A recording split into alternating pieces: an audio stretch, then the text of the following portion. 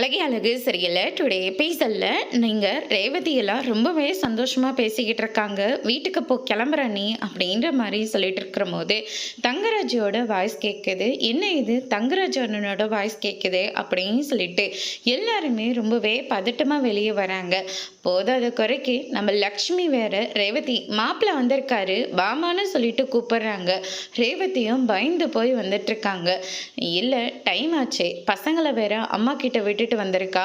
அதனால பசங்களும் அங்கே அடங்கவே மாட்டேங்கிறாங்க. ரொம்ப சேட்டை பண்ணிக்கிட்டு இருக்காங்க.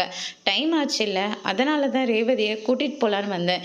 ஹேமா நீ மட்டும் வந்த இல்லை, கூட பசங்களையும் கூட்டிகிட்டு வந்திருக்கலாம்ல அப்படின்ற மாதிரி சொல்லிடுறாங்க. இல்லைம்மா கூட்டிகிட்டு வரலான்னு தான் நினச்சேன், ஆனால் விட்டுட்டு வந்துட்டேன் அப்படின்ற மாதிரி சொல்லிடுறாங்க. அதுக்கடுத்து தான் பார்த்தீங்கன்னா உடனே அவங்களோட தங்கச்சிக்கிட்ட போயிடுறாங்க. ஆமாம் என்ன நீ முடிவு எடுத்திருக்க? ஒன்று வேலைக்கு போறியா இல்லை ஏதாவது மேற்கொண்டு படிக்கிறியா? நான் இதெல்லாம் வேண்டாம், கல்யாணம் பண்ணிக்கோனாலையும் கேட்கவும் மாட்டேன்ற.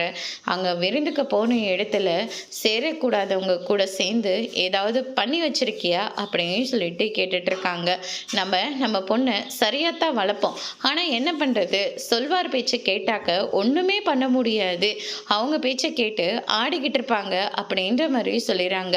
அதுக்கு அடுத்ததான் பார்த்தீங்கன்னா யாரோட பற்றி பேசிகிட்டு இருக்கீங்க? மதியோட தங்கச்சியும் ரொம்ப நல்ல பொண்ணு தான், என் தங்கச்சியும் ரொம்ப நல்ல பொண்ணு தான், அப்படியெல்லாம் போராளுங்க என் தங்கச்சிங்க கிடையாது அப்படின்னு சொல்லிட்டு ரேவதி சப்போர்ட் பண்ணிட்டு இருக்காங்க. வாங்க போயிட்டு வீட்டில் பிள்ளைங்களை பார்க்கலாம் அப்படின்னு சொல்லிட்டு கூட்டிகிட்டு கிளம்பிடுறாங்க.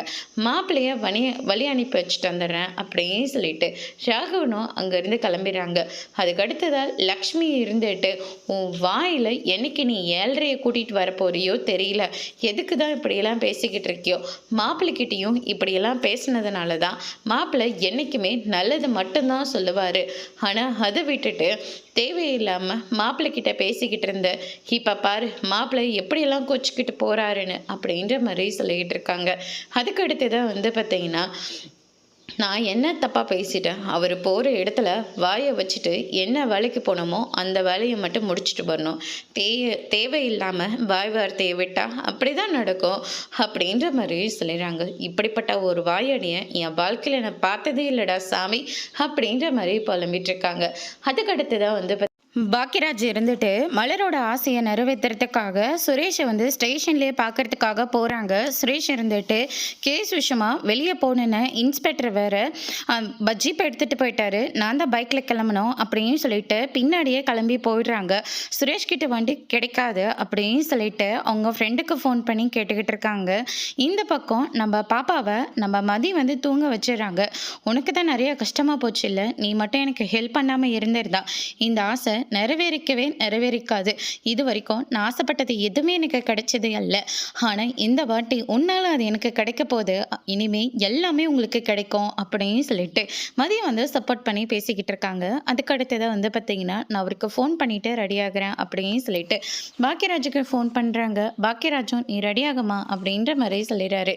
அதுக்கு அடுத்ததான் பார்த்தீங்கன்னா இந்த சைடு தங்கராஜ் இருந்துட்டு ரொம்பவே கோவத்தோடு இருக்காங்க. பசங்க தூங்கிட்டாங்களா, வெளியே வாங்க கூட அப்படின்னு சொல்லிட்டு கீழே கூட்டிகிட்டு வராங்க.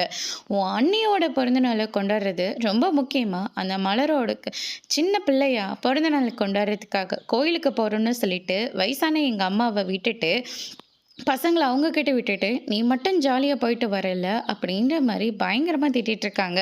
அதுக்கான பதிலை தான் நான் சொல்லிட்டேன்ல, திரும்ப கேட்டுக்கிட்டு தான் என்னங்க அர்த்தம் அப்படின்ற மாதிரி சொல்லிட்டு இருக்கவும் அதுக்கடுத்து தான் தங்கராஜோட அம்மா வராங்க. என்னடா ஆச்சு அப்படின்னு சொல்லிட்டு கேட்கவும் நடந்த எல்லா விஷயத்தையும் சொல்கிறாங்க. அதை கேட்டு அவங்களும் அவங்களோட கடமைக்கு திட்டிகிட்டு இருக்காங்க. அதோட இன்னைக்கான பிரமோ எபிசோட் முடிச்சிருக்காங்க.